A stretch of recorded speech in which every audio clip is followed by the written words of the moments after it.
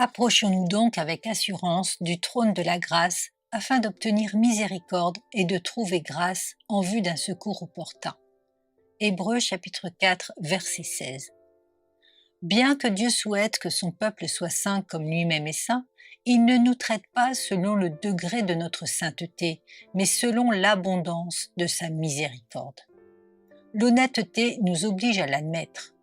Nous croyons à la justice et nous croyons au jugement.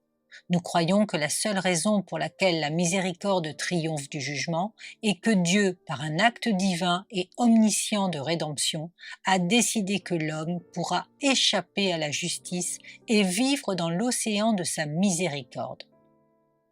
L'homme justifié, l'homme qui croit en Jésus-Christ, qui est né de nouveau et est devenu un enfant de Dieu, racheté par lui, vit constamment dans cette miséricorde.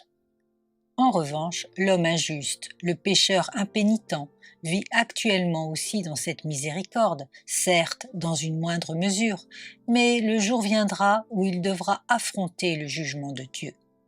Bien que la miséricorde de Dieu l'ait préservé de la mort, de la folie, de la maladie, il peut violer cette miséricorde, s'en détourner et aller vers le jugement.